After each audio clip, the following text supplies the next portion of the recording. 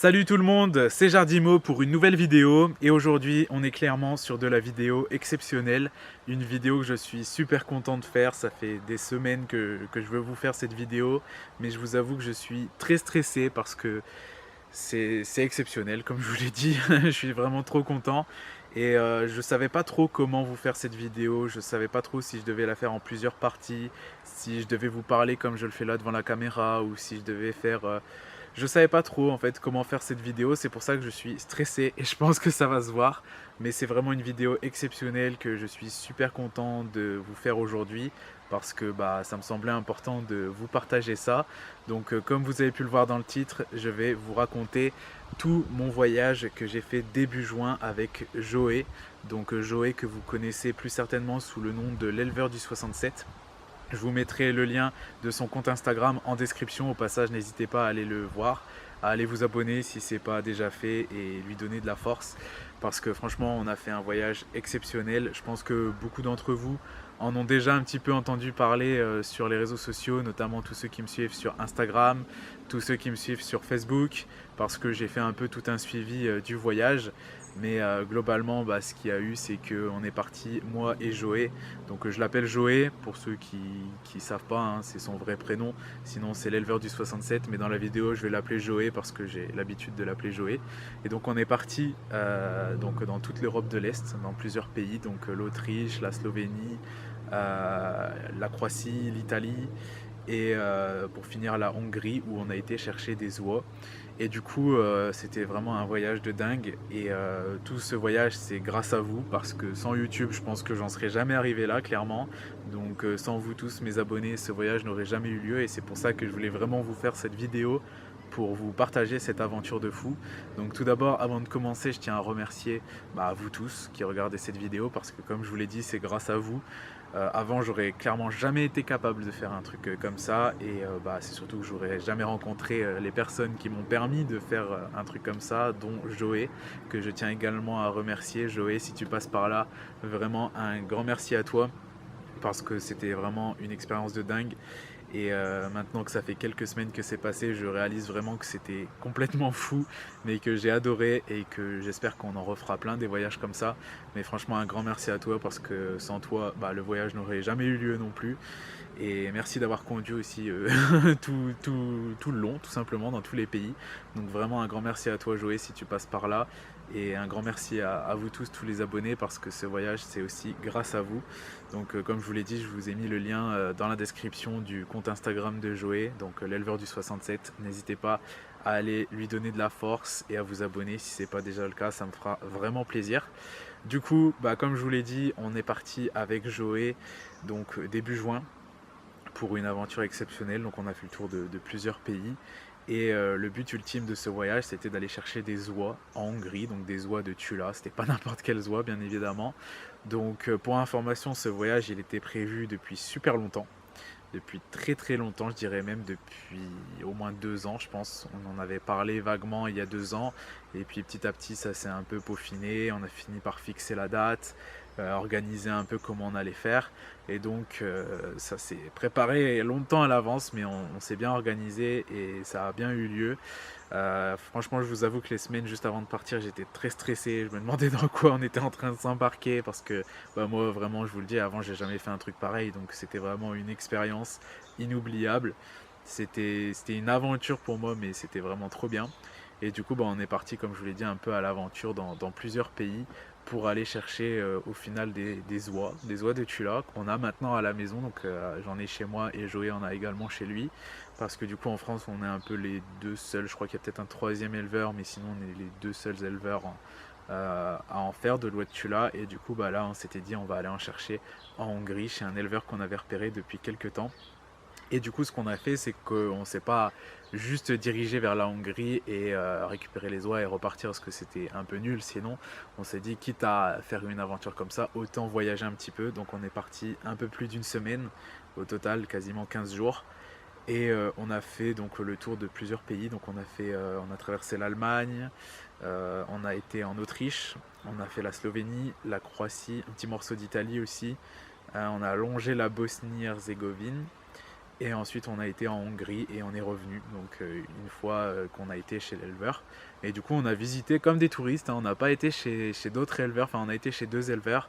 L'éleveur des oies de Tula et quelques heures après, on a été chez un éleveur de poules pour un ami. Mais sinon, on a fait aucun autre arrêt à part les oies et cet élevage de poules Breda. Donc tout l'aller en fait, donc en Autriche, Slovénie, Croatie, on a juste visité, on a fait les touristes et c'était vraiment incroyable. J'ai visité des pays de fous, des endroits incroyables. Et du coup, dans cette vidéo, je vais vous récapituler tout le voyage. Donc ce que je vais faire, c'est que, en fait, je vous avoue que je ne savais pas du tout comment vous faire cette vidéo. Je suis parti à l'aventure avec Joé, je me suis dit, il faut absolument que je filme parce que cette aventure, c'est grâce à vous, donc je me devais de vous partager ça. Mais je ne savais pas trop, en fait, comment faire la vidéo. Je ne savais pas si j'allais faire une grande vidéo un peu en mode reportage, si j'allais filmer sur place en parlant devant la caméra et tout, ce que je n'ai pas fait parce que j'ai profité aussi du voyage. Si j'allais faire plusieurs vidéos. Je ne savais pas trop comment faire en fait, et du coup je me suis dit le mieux c'est de vous parler comme ça là devant la caméra à cœur ouvert, vous dire tout ce que je pense, tout ce que j'ai vécu, comment ça s'est passé, et je vais vous mettre au fur et à mesure des images au montage comme ça par exemple. Je vais vous mettre plein d'images au montage de tout ce qu'on a pu faire, de tout ce qu'on a pu voir au fur et à mesure que je vais vous expliquer. Et ensuite, ce que je ferai aussi, c'est que, bon, ces vidéos-là seront un peu moins intéressantes, mais si ça peut vous intéresser, en fait, j'ai pris plein de photos et plein de vidéos de chaque pays, de chaque endroit qu'on a visité. Et du coup, ce que je vais faire, c'est que, donc là, je vais vous expliquer tout comme je vous l'ai dit en détail, mais je vais vous refaire d'autres vidéos dans les prochains jours et prochaines semaines où il y aura un récap, par exemple, de tous les paysages d'Autriche, tous les paysages de Slovénie, tout ce que j'ai pu prendre en photo, en fait, par pays. Comme ça, si vous voulez retrouver des images ou des endroits à visiter qui vous ont donné envie, bah, comme ça, vous aurez la vidéo pour vous inspirer un petit peu. Donc comme ça vous fera plusieurs vidéos à regarder, mais je pense que la plus importante c'est clairement celle-ci où je suis en train de vous expliquer tous les détails du voyage.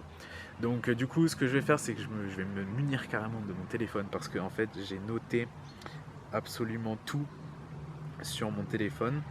J'ai noté parce qu'en fait on a fait beaucoup de choses. On est parti, donc je suis parti de chez moi un vendredi, on a fait une journée chez Joé. Et ensuite, on a fait dimanche, lundi, mardi, mercredi, jeudi, vendredi et samedi, si je ne me trompe pas, de voyage.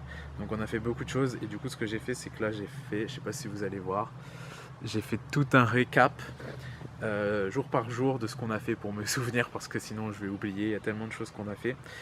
Du coup, on va faire jour par jour. Donc, le jour 1, c'est le jour où je suis parti de chez moi. Et ensuite, on va aller en allant jusqu'au jour où je suis revenu de chez moi.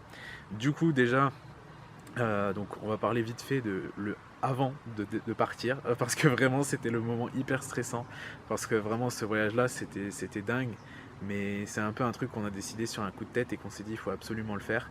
Et je vous avoue que les 15 jours avant, j'avais presque envie d'arrêter en fait, de me dire mais dans quoi je me suis aventuré. J'étais très stressé et en fait j'ai essayé de pas trop y penser, de me dire bah allez hop on part à l'aventure et point barre, de toute façon c'était prévu et on a vu avec l'éleveur des oies de Tula, donc on n'a pas le choix, il n'y a pas de marche arrière possible. Mais je vous avoue que c'est pas du tout dans mes habitudes, donc j'étais très stressé. Et ensuite du coup, je suis parti de chez moi le vendredi, dans la matinée, il devait être 10h. Donc ça c'est le jour 1, donc je suis parti de chez moi vers 10h. J'ai fait une pause à Vichy le midi et ensuite je suis arrivé chez Joé qui habite dans le 67, donc le Bas-Rhin si je me trompe pas. Et du coup bah, je suis arrivé chez lui le vendredi. Ensuite, le jour 2, du coup le samedi, on a fait une journée chez Joé, donc j'ai pu visiter son élevage. Bon, j'avais déjà visité le vendredi, je vous avoue, mais on a fait pas mal de trucs dans son élevage. Et le matin, on a été à une journée, enfin une matinée plutôt, du coup, une matinée sur. En fait, c'était une sorte de réunion organisée, je crois, par l'Union 68, donc c'est un regroupement de plusieurs associations avicoles. En fait, c'était une matinée où ils expliquaient le rôle d'un juge avicole. Et du coup, bah, vu que Joé devait y aller, je me suis dit, bah allez hop, je vais y aller aussi. Je vais suivre. Plutôt que de rester chez Joé, je me suis dit, de toute façon, tout ce qui concerne l'aviculture, moi, ça m'intéresse. Donc j'y suis allé. Du coup, j'ai participé à ça. J'ai appris quelque chose vraiment très sympa. C'était une super matinée. J'ai retrouvé des éleveurs que j'avais pas vus depuis très longtemps aussi, donc ça faisait bizarre de revoir la team Alsace de l'aviculture, mais c'était vraiment un super moment. Donc on a fait ça le samedi matin et puis après l'après-midi, j'étais chez Joey, donc on a commencé à préparer nos affaires, on s'est occupé de son élevage, on a préparé le véhicule parce que du coup pour vous expliquer, on n'a pas dormi dans des hôtels, on a dormi dans le Transit, donc le Ford Transit de Joey qu'on avait aménagé. De toute façon je vais vous mettre des photos. Donc on avait aménagé avec un matelas et en dessous on avait mis les caisses et tout, et sur les sièges arrière on avait tout notre matos. Donc le samedi du coup on a préparé le transit pour partir à l'aventure. Et du coup, bah, on a préparé le tout. Le samedi soir, on était prêt. Et du coup, le dimanche matin, on est parti. Première heure, très très tôt. Je crois qu'il était 6 h du mat, un truc comme ça. Il était vraiment très très tôt. Et donc, on est parti. Donc, le jour 3, du coup, le dimanche, on est parti en direction de l'Autriche, où on a été visiter le petit village d'Allstatt. Donc c'est un village vraiment très sympa dans la montagne. Donc déjà du coup on a traversé l'Allemagne par Munich et tout pour y aller, et moi j'étais choqué parce qu'il y avait des montagnes et tout, et moi j'ai pas l'habitude. Joey était habitué mais moi j'ai pas l'habitude, moi je suis plus habitué à la mer, je vous avoue. Et du coup bah rien que déjà le passage à la frontière en Autriche, c'était la première fois que j'allais en Autriche, c'était la première fois que je voyais tous ces paysages allemands, autrichiens et tout, donc c'était stylé. Et alors le village autrichien de Hallstatt, c'était fou, il y avait des montagnes, il y avait un lac au milieu, c'était un beau petit village et tout. De toute façon vous allez avoir les vidéos au montage, mais franchement ce village là, si vous avez l'occasion d'y aller une fois, c'était incroyable. Il y a même un funiculaire qui nous fait monter tout en haut de la montagne pour aller sur un point de vue et tout, c'est vraiment à couper le souffle. Donc on a vraiment bien profité de ce petit village. Par contre il y a beaucoup de touristes, mais c'était vraiment sympa à voir. Donc de toute façon nous aussi on était des touristes parce qu'on n'était pas là pour venir chercher des canards, là on était juste là pour visiter. Tant qu'à faire, autant visiter sur le chemin, hein. J'aime bien aussi visiter, voir des nouveaux pays et tout, et là c'était la première fois que j'allais en Autriche. Donc voilà. Ensuite, on a fini donc avec le village d'Allstatt. On allait assez vite quand même. On était des touristes efficaces. On allait assez vite. Et du coup, ensuite, on a repris la route en direction de la Slovénie. Et en fait, on a dormi juste avant la Slovénie, donc un endroit qui s'appelle le Velden. Donc c'est un endroit où il y a un énorme lac gigantesque. Et en fait, on a dormi ici tout simplement parce qu'en Slovénie, tout ce qui est camping-car, van, etc., les Slovènes, ils aiment pas trop. Ils sont pas trop fans de ces touristes-là. Du coup, nous, on a dormi en Autriche avant de rentrer en Slovénie, comme ça on était tranquille.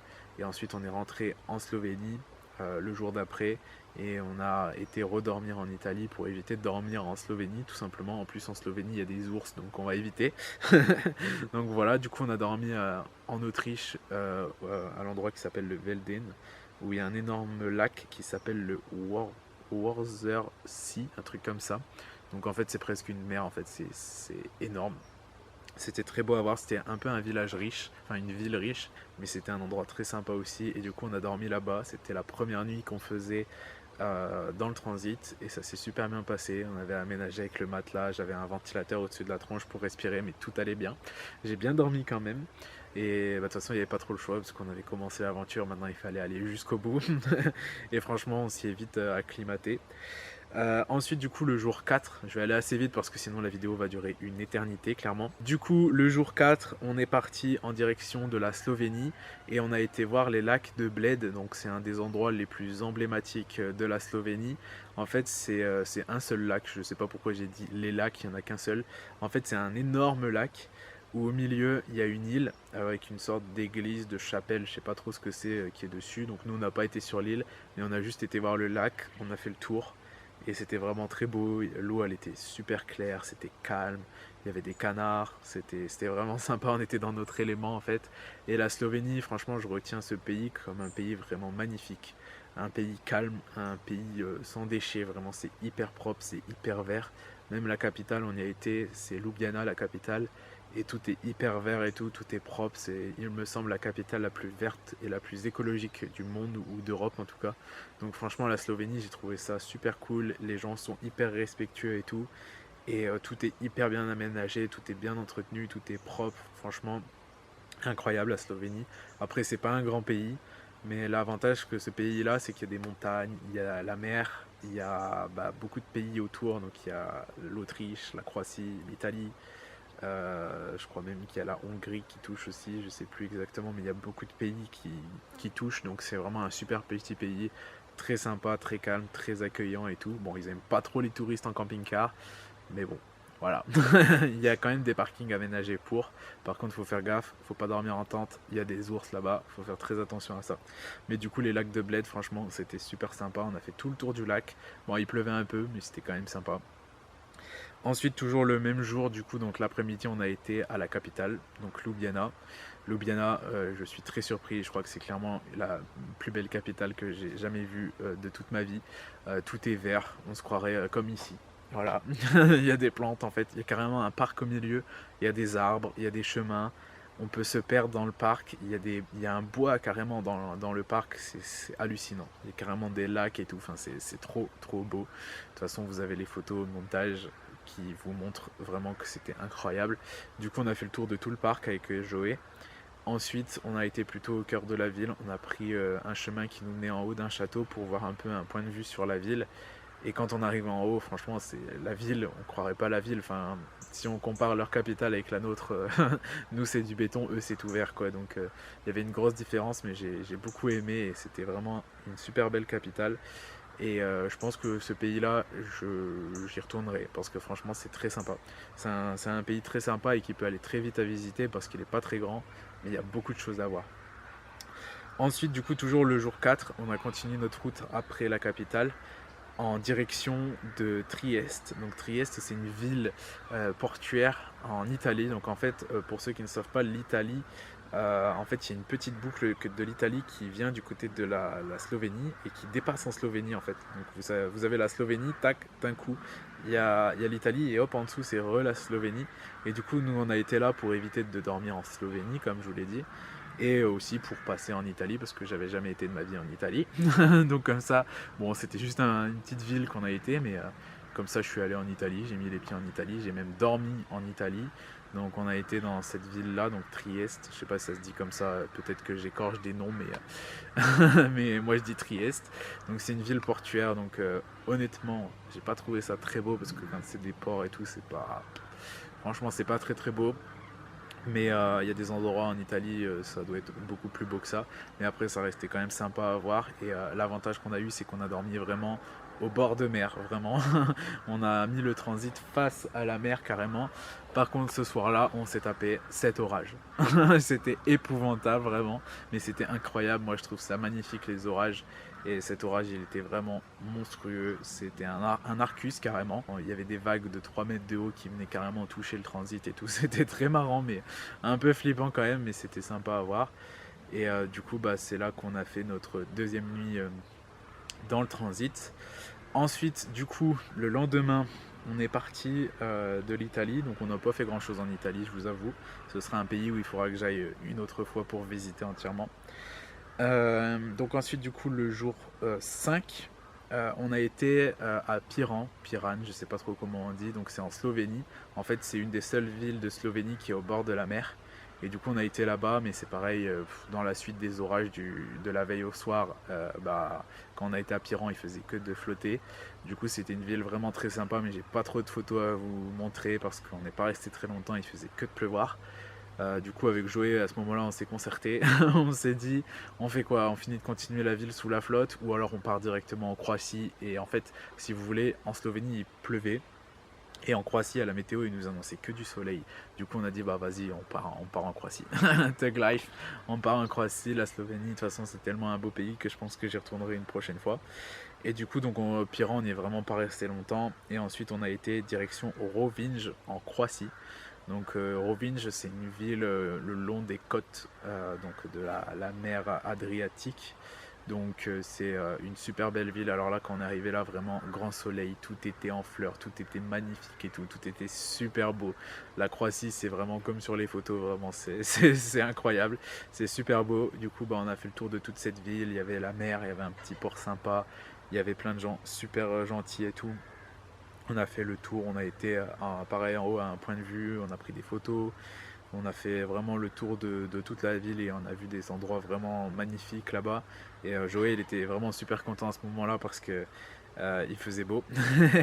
Et puis en fait Joey il a beaucoup moins l'habitude de voir la mer que moi. Moi je suis plus du côté de la mer et lui plus du côté de la montagne. Donc là c'était un peu inversé les rôles. Moi j'étais content d'avoir vu la montagne avant et lui là il était content de voir la mer, donc c'est bien, on était contents tous les deux. Du coup à Rovinj on a fait tout le tour, on a vu la mer, on a vu des endroits vraiment magnifiques. De toute façon vous avez toutes les photos qui défilent. Et comme ça vous pouvez voir un peu tout, mais franchement la Croatie c'est époustouflant. Après un petit truc que je peux dire par rapport à la Croatie, c'est qu'il y avait vraiment beaucoup de touristes. Enfin encore on était en début de saison donc ça va, mais je pense qu'en pleine saison ça doit être atroce. Et aussi tout est en travaux, vraiment ça c'est un truc, surtout à Zagreb, la capitale, tout est en travaux, ils font des travaux absolument partout, parce que je pense que c'est un pays qui est en pleine croissance touristique en fait, et du coup ils ont dû avoir beaucoup d'argent pour améliorer des choses. Et je pense que dans quelques années ça va devenir très compliqué d'aller visiter ce pays, donc vraiment je vous le recommande avant que ça devienne comme l'Italie quoi, parce que quand il y a trop de touristes c'est pas très agréable non plus. Donc ensuite, après avoir été à Rovinj, on a repris la route un peu plus loin pour aller à Fasana Beach. Donc là, on se croirait aux États-Unis, mais non, on n'est pas aux États-Unis, on est toujours en Croatie. Mais bon, c'était un peu pareil que les États-Unis en vrai. C'était incroyable, c'était une belle petite plage et tout, avec une île en face, la mer toute bleue et tout. Une plage de sable vraiment magnifique, avec très peu de gens. Et en fait, on avait le parking à quoi 20 mètres à pied de la plage. On avait les toilettes et tout. Alors ça c'était un truc, parlons-en, parce que ça fait partie du voyage, parlons-en. C'était très compliqué en fait de trouver des parkings avec toilettes, avec douche et tout. Donc souvent on trouvait des parkings pour se poser tout dans la journée, mais pour trouver des parkings déjà où dormir, donc des parkings de confiance, c'était assez chaud. Après je pense que ça c'est une question d'habitude aussi. Plus on avançait vers la fin, plus j'avais de facilité à trouver les parkings. Et après, pareil, les toilettes et tout, fallait payer à chaque fois, tout était payant. Mais bon, il fallait trouver des toilettes quand même assez propres, des douches et tout. Donc c'était un peu galère à ce niveau-là, mais on s'en est sorti. On s'est dit de toute façon, on part à l'aventure et ça va le faire. Et là, à Fasana Beach, on était trop bien parce qu'il y avait le parking, clairement ici, les toilettes et la plage, donc on était vraiment trop bien. Il y avait même un bar et tout, donc on était super content, on a passé une superbe soirée. Et ensuite on a été se coucher pour entamer la journée suivante, bien évidemment. En parlant de la journée suivante, du coup jour 6, on a été à Pula. Donc Pula en fait c'est tout en bas de la première pointe de la Croatie. Je sais pas si vous voyez ce que je veux dire, mais en fait la Croatie ça fait une pointe et ça fait une plus grande pointe. Donc nous on n'a pas été en bas de la grande pointe parce que c'est du côté de Split et tout, mais tout ça on n'y a pas été. Nous on a juste été en bas de la première, et en bas c'est Pula. Donc Pula en fait c'est un endroit où il y a plein de petites îles et tout autour. C'est une ville en fait. Pareil c'est une ville qui est très portuaire, donc au début quand on est arrivé on s'est dit waouh, bof. Et en fait, si un jour vous allez là-bas, la ville en elle-même, elle est pas ouf, mais quand vous allez autour, c'est incroyable. Il y a des plages magnifiques, il y a des endroits trop stylés, il y a des îles et tout. Donc franchement, Pula, je recommande aussi, c'est très beau. On a passé un bon moment là-bas. On a été même se baigner là-bas, dans la mer, donc dans l'Adriatique. On a fait vraiment le tour de tout le secteur de Pula. On a été visiter un aquarium aussi, je crois que c'était là-bas, si je me trompe pas. Donc on a été visiter un aquarium qui était le plus grand de Croatie, au passage. Donc c'était vraiment super sympa à voir. Ça valait le coup, l'aquarium aussi. Donc on a passé une superbe matinée, il me semble, à Pula. On n'y est pas resté très longtemps. Enfin, quand même, on y est resté pas mal de temps parce qu'on s'est baigné, on a visité un aquarium, on a visité la ville. Donc on est resté, je pense, quand même une demi-journée. Et ensuite, on a repris la route pour aller donc remonter en haut de la pointe. Et on a été à Rijeka cette fois-ci. Rijeka, c'est pareil, c'est une ville portuaire. Il y a plein de. Au début, quand on est arrivé, c'était vraiment pas beau, je vous avoue. On s'est dit dans quoi on s'embarque là. Et en fait, on a été en haut des escaliers. Il y avait des énormes escaliers monstrueux à gravir. Et en haut, on avait un point de vue de dingue. Mais autrement, cette ville-là, c'était pas la meilleure. Vraiment, c'était pas la meilleure. Rovinj, c'était incroyable. Puis là, c'était très bien aussi. Après, on a été à la capitale. Je vais vous en reparler après. Zagreb, ça vaut le coup aussi. On a été à plein d'endroits magnifiques. Mais vraiment, Rijeka, bof. Après, on a peut-être raté des choses. Il faut chercher aussi. Mais je pense que c'est pas la meilleure ville, c'est plutôt une ville portuaire qu'une ville touristique. Mais ça restait quand même sympa à voir, il y avait quelques paysages sympas et surtout un point de vue vraiment incroyable avec un château et tout en haut. Après faut avoir du cardio parce que pour monter les marches, je les ai montées, c'était dur, c'était très dur. Mais bon, ça l'a fait. Et ensuite, on a repris la route et on a été à Rastok. Rastok, c'est une ville qui est très connue, qui est toute petite, qui est perdue. Au début, quand on est arrivé là, en plus, il commençait à faire noir et tout. On s'est dit, mais où est-ce qu'on s'est perdu là? En fait, c'est une petite ville qui est connue parce que c'est une ville qui est construite sur des cascades. Genre, il y a vraiment des cascades partout. Donc, on y a été pour la nuit. On a dormi sur un parking de camping-car, en fait. Donc, c'est un parking qu'on payait 20 € la nuit pour se garer du coup sur le parking, et on avait du coup les douches, on avait accès à tout et c'était super sympa. On a été prendre une douche parce qu'on n'a pas pris beaucoup, je vais pas vous mentir. Donc voilà.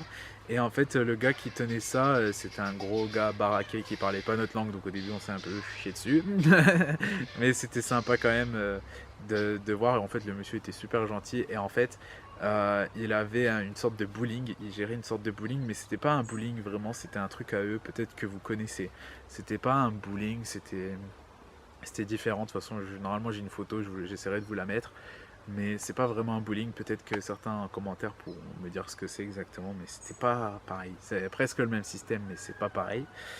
Donc on a dormi là-bas et le lendemain matin, du coup, au réveil, on a fait le tour de la ville de Rastok avec les cascades et tout. Donc c'était vraiment très très joli. On avait mangé aussi dans un restaurant, on s'était fait plaisir quand même. Pour manger, au passage, parlons-en. Pour manger, donc on a le midi à chaque fois on mangeait des trucs vite fait qu'on allait chercher dans des magasins. Donc on se faisait des sandwichs et tout parce que financièrement on voulait pas que le voyage nous coûte trop cher. Déjà c'est pour ça qu'on dormait dans le transit. Ça nous coûtait 0 € de logement. À part de temps en temps payer le parking et tout, mais bon, c'était quoi, 10 €, 15 €, 20 € au grand max, donc ça revient beaucoup moins cher qu'un hôtel bien sûr. Et du coup pour manger, pareil, on mangeait parce qu'on pouvait rien conserver, on n'avait pas de glacière ou quoi, donc on mangeait tous les midis dans un magasin, on allait se faire un petit sandwich, et le soir souvent on se faisait un petit kiff, soit on se faisait un fast food, soit on allait au resto, voilà. Mais fallait quand même profiter. Du coup voilà, on avait été au resto et le lendemain matin du coup on a visité la ville de Rastok. Bon, on a été très vite parce qu'après il fallait reprendre la route pour aller en direction des lacs de Plitvice. Donc les lacs de Plitvice, vraiment number one, des trucs les plus incroyables qu'on a visités en Croatie. C'était vraiment magnifique. Donc par rapport au lac de Plitvice, je pense que beaucoup d'entre vous en ont déjà entendu parler. C'est parmi les plus beaux trucs à visiter en fait en Europe. En fait, c'est même dans le monde, c'est hyper réputé et c'est les plus beaux lacs d'Europe. Enfin, ça a beaucoup de records cet endroit-là, donc c'est vraiment incroyable. Et je voulais absolument y aller. C'était vraiment le truc incontournable qu'il fallait pas louper. Et du coup, on avait prévu une journée entière pour aller visiter ce parc. Donc en fait, si vous voulez, c'est un énorme parc avec plein d'étangs, de lacs, avec de l'eau toute bleue, des cascades et tout. Et c'est un truc vraiment naturel, magnifique à voir. Et ça, je voulais absolument pas le louper. Et en fait, le matin, quand on est parti de Rastok, il pleuvait. Il pleuvait, il pleuvait, il pleuvait. Et au début, on s'est dit, mais qu'est-ce qu'on fait? Est-ce qu'on annule d'aller à Plitvice? Est-ce qu'on repousse au vendredi? Mais du coup, ça voulait dire qu'on n'irait pas à Zagreb, la capitale. On était un peu paumé. Ou alors, on s'est dit, est-ce qu'on y va quand même sous la flotte? Et après beaucoup de réflexion, on s'est dit, de toute façon, franchement, on est des éleveurs de canards, on va y aller sous la flotte. Du coup, on a été sous la flotte et finalement, on a bien fait parce qu'il n'a pas plu tant que ça. Et je trouve que limite, sous la flotte, c'est encore plus beau à voir que quand il y a du soleil. Parce qu'en fait, là-bas, l'eau, elle est bleue pétante, comme ça. Voilà, elle est comme ça, l'eau. Elle est vraiment bleue pétante. Et en fait, quand il y a le soleil, j'ai l'impression qu'elle est un peu moins bleue pétante. Quand il y a de la pluie, on voit encore plus le fond et tout. Et il y avait plein d'arc-en-ciel et tout. Enfin, c'était trop stylé. Est-ce que c'est vraiment que de l'eau partout? On marche sur des pontons, mais c'est que de l'eau partout. Du coup, entre le soleil de temps en temps, la pluie, ça faisait des arc-en-ciel et tout. C'était magnifique. Et finalement, on s'est pas fait tant mouillé que ça. On avait prévu les Kawe, mais ça a été. Et du coup, on a fait tout le tour des parcs de Plitvice. Et c'est clairement l'endroit le plus beau que j'ai jamais vu de ma vie. Donc en fait, si vous voulez, quand on arrive là-bas, il y a des parkings monstrueux, il y a 2 parkings, il y a 2 entrées, il y a des bus partout, enfin c'est assez dingue, c'est énorme. Et en fait, quand on arrive, donc ça coûte assez cher, hein, ça coûte 40 euros je crois, ou 50, je sais plus, ça coûte assez cher, mais ça vaut le coup, hein, vraiment ça vaut le coup. Et donc en fait, on a plusieurs circuits, il y a circuit G, circuit F, circuit K. Donc en fait, vous prenez le circuit que vous voulez, donc c'est un chemin balisé en fait. Et par exemple, nous avec Joey, on a pris le F, et du coup, tout le long, il fallait suivre les panneaux où il y avait marqué F. Donc des fois, on croisait le circuit K, le circuit G et tout. Donc nous, on a pris le F parce que c'était pas le plus petit. On voulait voir quand même pas mal de choses, mais c'était pas non plus le plus grand parce que 11 km le plus grand, je crois, ou non, plus que ça, 19, je sais plus, mais c'était vraiment grand. Donc on a dit non, non, on va pas prendre le plus grand parce qu'il fallait quand même qu'on continue notre voyage, fallait pas trop être fatigué. Donc on a pris celui de 9 km, je sais plus trop, 9 ou 11, je sais plus, je confonds, mais c'était très grand. Donc on a commencé le matin très tôt et je crois qu'on a terminé, il devait être en début d'après-midi, il devait être 15h, un truc comme ça. Mais franchement, c'était incroyable. On a fait tout le tour. Il y avait plein d'étendues d'eau, plein de lacs, plein de cascades, plein de beaux paysages, de plantes. Tout ça, c'était complètement fou. On a même pris le bateau. Alors au début, j'appréhendais un peu parce que j'ai le mal de mer. Mais bon, c'était sur un lac, donc ça bougeait pas trop et ça a été. On a vu des harles couronnées, si je ne me trompe pas. Je sais même plus exactement. On a vu des canards assez rares et tout. On a vu quelques espèces d'oiseaux et tout. C'était vraiment très stylé. Et j'ai pris plein de photos, plein de vidéos de cet endroit que bien évidemment je vais vous mettre là au montage. Et je vous referai des vidéos là-dessus bien sûr parce que c'est vraiment un truc de fou cet endroit. Et vraiment si un jour vous allez là-bas, je recommande. Ça coûte assez cher mais je recommande, c'est vraiment magnifique à voir. Donc on a fait tout le tour et on est ressorti de là émerveillé et très content de ne pas avoir annulé ni repoussé. Du coup notre voyage a pu se continuer tout à fait normalement mais avec des étoiles dans les yeux parce que c'était incroyable cet endroit. Moi j'ai adoré, vraiment j'ai adoré. Je sais pas trop pour Joey, mais moi j'ai adoré et je pense que lui aussi. Ensuite, du coup, je sais même plus où on en est là dans le voyage. Je vais reprendre mon bloc-notes. Donc, ensuite, on a pris donc toujours le même jour que Plitvice. On a pris la direction de la ville de Zagreb, donc c'est la capitale de la Croatie. Donc on a passé plusieurs jours en Croatie, hein, je pense que vous l'avez compris, mais c'est un pays qui vaut le coup vraiment. Ce que je regrette un peu, c'est de ne pas avoir trop traîné sur la Slovénie, parce que la Slovénie, c'est très très beau. Donc voilà, mais la Croatie, c'est très beau aussi. Du coup, là, on a pris la route pour aller à Zagreb, mais comme on était fatigué et tout, on s'est arrêté sur une autoroute et on a dormi sur un aire d'autoroute. Voilà, entre Plitvice et Zagreb. On a dormi là-bas. Et le lendemain matin, du coup, on a pris la route. À 9h pétante, on était déjà à Zagreb, la capitale. Et on a fait le tour de toute la capitale, de tous les endroits sympas à voir dans la capitale. Donc, il y a une église avec des tuiles de couleur. Il y a une sorte de cadre qui est très très populaire là-bas, qui c'est un peu une croyance pour eux. Il y a des endroits vraiment sympas aussi dans la capitale. C'est une capitale qui est aussi très verte, très propre, bien aménagée. Du coup, c'était vraiment sympa aussi à voir comme capitale. Donc, on a fait vraiment tout le tour et on a été assez vite. On était des touristes efficaces. On a beaucoup marché, mais on a tout vu en très peu de temps. On allait très vite en fait. On allait très vite, mais on sentait pas le besoin de rester hyper longtemps devant chaque truc. En fait, on préférait aller assez vite et voir plein de choses que de rester une éternité devant chaque truc alors qu'on l'a vu quoi. Voilà.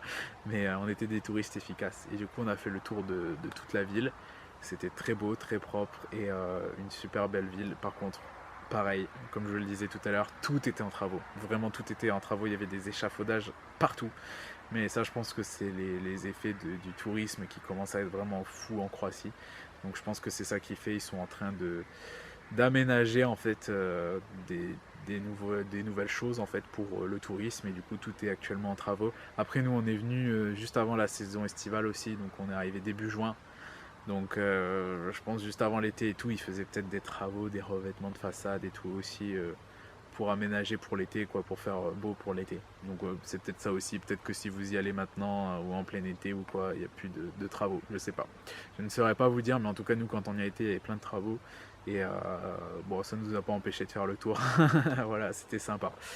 Ensuite, du coup, une fois Zagreb terminé, on a pris la route en direction de la Hongrie. Donc là, on avait vraiment beaucoup de routes.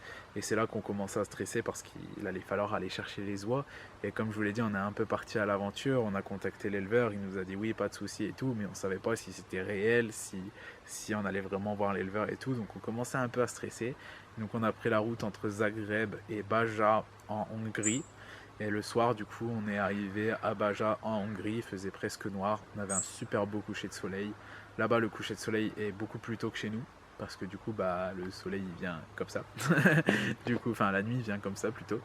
Du coup, bah, là-bas, ouais, 21 h, il faisait déjà nuit, quoi. Donc, à 20 h 30, on avait un beau coucher de soleil. Et en fait, à la ville de Baja, c'est juste à côté de chez l'éleveur des oies de Tula, chez qui on a été. Donc, on y a été le soir. Comme ça, on s'est dit, on dort. Et le lendemain matin, on prend les oies et hop, on fait le retour direct. Et du coup, donc le vendredi soir, on était à Baja, en Hongrie. Et en fait, là-bas, il y avait le Danube, le plus grand fleuve d'Europe, en fait, un fleuve qui est énorme. Et en plus, il était en crue, donc là, il était vraiment énorme pour le coup. Et du coup, on a pris quelques photos, on a regardé un peu tout le Danube, et c'était vraiment très très sympa à voir aussi. Et ensuite, on a dormi sur le bord du Danube, ça on peut le dire, on a dormi dans le transit sur le bord du Danube, et c'est très stylé. Donc c'était sympa aussi à voir cette petite ville, on a fait le tour de la ville aussi. Et franchement, ouais, très très sympa. Alors là-bas, on a été carrément surpris par contre, parce que on n'avait pas prévu, donc on n'est pas sorti de l'Europe, en fait, de l'Union Européenne, on n'en est pas sorti. Par contre, en Hongrie, leur monnaie c'est le forain, c'est pas encore l'euro. En fait, ils font partie de l'Union Européenne, mais ils n'ont pas encore changé leur monnaie. Donc on a été un peu mal pris au début, mais ça va. On avait des cartes Globetrotter. Du coup, ça fait qu'on pouvait payer à l'étranger. Voilà. Mais si vous allez en Hongrie, faites attention, on paye pas en euros, on paye en forain. Et du coup, bah, après, on a dormi avec le stress. Parce que le lendemain matin, il fallait qu'on se lève tôt pour aller chercher les tulas. Et donc, le jour tant attendu, le samedi matin, on a été chercher les fameuses tulas chez l'éleveur. Donc je vous dirai pas le nom de l'éleveur parce que je sais pas trop s'il veut, mais c'est un éleveur qui fait des tulas de toutes les couleurs, dont des noirs. Ça donne peut-être des indices à certains. Et du coup, bah, on a été chez lui. Et c'était surprenant en fait de le voir en vrai. Pour nous, c'était un peu comme une star. On a fait le tour de son élevage, c'était joli à voir. Il avait des oies de Kolmogori, il avait plein de choses. Et bon, on n'est pas resté très longtemps parce que bah, le monsieur il avait aussi une vie, hein. Et puis bah, nous, il fallait qu'on enchaîne sur 19 heures de route pour rentrer jusqu'à chez moi. Donc du coup, bah, on n'a pas trop traîné, on a pris les oies, on a payé, ça faisait mal aussi. Ça, il faut le dire aussi, ça a coûté très cher. Donc par rapport au budget, je vais vous en parler quand même vite fait. Franchement, le voyage à moi et Joé, il a dû nous coûter à peu près entre 400 et 500 euros par personne, sans compter le prix des oies. Donc les oies c'était très cher parce que on a des tulas noirs et tout, c'est plus sur du 400-500 euros pièce, même plus. Je sais même plus exactement combien on les a payés, mais au total les oies elles nous ont coûté très très cher. Donc, mais comme en fait avec Joé on fait ça ensemble, on a divisé et puis on a géré ça. Donc le prix des oies, et de toute façon on avait anticipé à l'avance pour le fait qu'on allait acheter les oies. Mais autrement, sinon le voyage, franchement, le fait de ne pas avoir de logement à payer et tout ça, bah, ça nous a coûté carrément pas cher. On a fait le tour pendant une semaine au total 4 ou 5 pays, et ça nous a coûté, ouais, 700 à 800 euros essence compris. Donc c'est l'essence qui a coûté le plus cher en plus. Les autoroutes et les parkings, quoi. Sinon on n'a pas payé grand chose, hein. On n'a pas payé grand chose, donc franchement, si vous avez un transit ou un grand véhicule comme ça, vous pouvez partir à l'aventure, même maintenant dans des voitures et tout, ça se fait tranquille, hein. Donc voilà, c'était la petite partie argent, on va dire. Mais à part les oies, ça nous a pas coûté si cher. Après, bah, les oies, forcément, ça a coûté cher, mais on avait prévu. Et le but maintenant, ça va être d'essayer d'avoir des jeunes pour rentabiliser un peu ça, forcément, parce qu'on n'est pas là pour l'argent, mais forcément, ça nous a coûté tellement cher que en revendre quelques-uns après la repro, ça fera quand même plaisir, quoi. Donc, et puis bon, ça permettra aussi de relancer cette race qui est en voie de disparition, malheureusement. Voilà, voilou. Donc du coup, bah, ensuite on a enchaîné, donc on est parti, on a traversé toute la Hongrie, on a été en Autriche. En Autriche, on a récupéré des poules Breda pour Valentin qui est un ami. Donc on a récupéré ces poules. Il était très tard, donc ensuite on a repris la route en direction de l'Allemagne. On a passé la frontière avec l'Allemagne. Ensuite en Allemagne, on a dormi tout le reste de la nuit. On s'est réveillé le matin à 7 h et on a repris la route pour aller jusqu'à chez Joé. Du coup, on a dormi quoi, 3-4 heures, je crois. On n'a pas dormi beaucoup. Et ensuite, on a fait la route pour aller chez Joé. Donc, on est arrivé chez Joé, du coup, en Alsace. On a descendu les oies, on a déchargé nos affaires, on a rechargé ma voiture. J'ai refait un petit tour chez Joé et tout. On a rediscuté un petit peu et ensuite j'ai pris la décision de faire le retour dans la foulée, de rentrer chez moi directement parce que c'était un super séjour, c'était vraiment incroyable. mais j'avais envie de rentrer. Comme on dit, toute bonne chose a une fin. Et là, on venait d'enchaîner des heures et des heures de route. Moi, il me restait plus qu'à faire 6 heures de route tout seul. Et je me suis dit, je pense que dans la foulée, c'est peut-être mieux de les faire là que d'attendre demain et d'être là en mode nostalgique tout seul dans ma voiture. Là, je fais, c'est bon, la route, je suis habitué, hop, je pars. Du coup, je suis parti. Aussitôt, on est revenu, on est resté quoi, 1h30, 2 heures chez Joé. Et ensuite, je suis parti 6 heures de route pour rentrer chez moi. Donc voilà, j'avais 6 heures de route entre chez moi et Joé. Donc du coup, j'avais fait ça à l'aller, j'ai fait ça au retour tout seul. C'était les moments les plus ennuyants, franchement, parce que quand on était à deux dans le transit et tout, en vrai, ça allait, on discutait, tout ça. On mettait de la musique, mais quand on est tout seul, ça fait bizarre. Bon, après, au retour, j'avais les oies, bien évidemment. Donc ça a été. Et du coup, bah après, je suis rentré chez moi. Donc, rentré à ma maison, j'étais très content. La dernière heure de route, elle était atroce. Atroce, vraiment. J'avais trop hâte de rentrer, de retrouver mes animaux. Parce que du coup, pour information, c'est mes parents qui se sont occupés de mon élevage pendant ce temps-là. Maintenant, avec mes parents, on part séparément en vacances. Je suis parti de mon côté, ils sont partis de leur côté quelques temps après. Comme ça, il y a toujours du monde à la maison. Donc, c'est pratique. Et bah là, j'ai vécu des choses de fou. Donc, comme vacances, ça m'a largement suffi. Et du coup, bah, je suis rentré chez moi, j'ai retrouvé les animaux, j'ai déchargé les tulas. J'ai profité, j'étais content, j'ai raconté à ma famille et tout. Voilà, j'ai mis, je pense, une semaine à réaliser ce que je venais de vivre. En fait, sur le moment, j'ai pas trop réalisé. C'est en rentrant que j'ai vraiment réalisé. Je me suis dit, punaise, je viens de faire un truc que j'aurais jamais fait avant et tout. J'ai été chercher des oies de tula, quelque chose de vraiment hyper rare et tout, que j'aurais jamais imaginé avoir avant. Et puis vraiment faire un voyage comme ça, avant, je m'en serais jamais senti capable en fait de faire quelque chose comme ça. Et bah là, je l'ai fait, et du coup, j'ai réalisé, j'ai mis beaucoup de temps à réaliser, et c'est aussi pour ça que j'ai mis beaucoup de temps à vous faire cette vidéo, parce que je savais pas trop comment vous expliquer en fait. Vraiment, je savais pas trop, et du coup, je me suis dit, le mieux c'est de vous faire comme ça une vidéo à cœur ouvert pour vous expliquer tout le voyage, comment ça s'est passé, et du coup, c'est ce que je viens de faire à l'instant, et j'en suis très content. Et du coup, bah après, voilà. Quand je suis rentré, il s'est rien passé de plus. Ça s'est arrêté là. C'est le retour à la réalité, la reprise du boulot et tout. Et bah franchement, ce voyage, ça m'a appris beaucoup de choses sur moi-même et sur plein de choses. Ça m'a appris beaucoup de choses et je suis super content d'avoir fait ce voyage. Et du coup, pour conclure, bah, je tiens à vous remercier, vous tous mes abonnés, parce que c'est grâce à vous que j'ai pu faire ça. Parce que vraiment, avant de faire des vidéos, j'étais tellement timide que faire un truc comme ça m'aurait paru inimaginable. On m'aurait dit ça il y a quelques années, je n'y aurais jamais cru. Et là, j'ai réussi à le faire et bah, au final, c'est grâce à vous. Et un grand merci aussi à Joé, vraiment, comme j'ai dit au début de la vidéo, parce que c'est aussi grâce à lui. Et c'était une aventure de fou et je pense que je le referai. Je le referai et je pense que la prochaine fois je vous ferai peut-être un peu plus des vlogs filmés en direct sur place en fait. Là j'ai filmé en mode touriste un peu parce que j'étais pas trop à l'aise, j'étais un peu stressé j'avoue. Mais je pense que la prochaine fois je vous ferai carrément des vlogs parce qu'au final je me dis que c'est carrément grâce à vous. Et je veux trop vous partager ça, toutes ces aventures là. Donc là bon j'ai profité aussi, c'était la première fois que je faisais quelque chose comme ça donc c'est un peu normal. Mais à la prochaine fois j'essaierai de vous faire du contenu encore mieux pour ces prochains projets là. Et autant vous le dire direct, j'ai déjà des projets pour l'année prochaine. Donc voilà, des projets comme ça vous risquez d'en voir assez souvent maintenant sur la chaîne. D'aller visiter des endroits sans forcément ramener des oies ou quoi que ce soit, mais juste voir des élevages et tout, franchement je kifferais faire le tour de plusieurs pays. J'ai déjà eu en tête l'Angleterre, l'Italie, l'Allemagne, la Pologne et tout, donc dans quelques années, puis bah, il y aura les expositions dans d'autres pays aussi, les expositions européennes, etc. etc. Donc tout ça bien évidemment je vous en ferai des vidéos et tout ça c'est grâce à vous, donc je vous en remercie infiniment. Du coup bah, la vidéo touche à sa fin.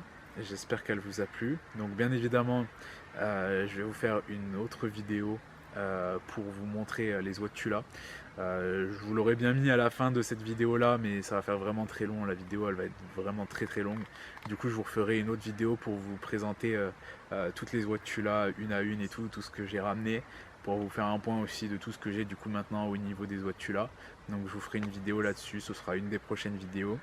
Et du coup, bah, en tout cas, j'espère en attendant que cette vidéo-là vous a plu. Si c'est le cas, n'hésitez pas à bombarder les pouces bleus, à me dire ce que vous en avez pensé en commentaire, à partager, à aller checker en description le lien du compte Instagram de Joey, donc l'éleveur du 67. Allez lui donner de la force à fond, vraiment. Et n'hésitez pas aussi à activer la cloche des notifications parce que du coup dans les prochaines vidéos, donc là bon je vous ai mis des photos des tulas, mais dans les prochaines vidéos je vous ferai une vidéo pour vous présenter les autres tulas bien évidemment. Donc n'hésitez pas à activer la cloche pour que vous puissiez être averti quand la vidéo va sortir. Et n'hésitez pas également à vous abonner si ce n'est pas déjà fait. Et franchement, comme je vous l'ai dit, un grand merci pour tout, un grand merci à tous. Et un grand merci d'avoir regardé cette vidéo pour tous ceux qui l'ont regardé jusqu'au bout. Et je vous dis à très bientôt pour une prochaine vidéo. C'était Jardimo. Ciao tout le monde.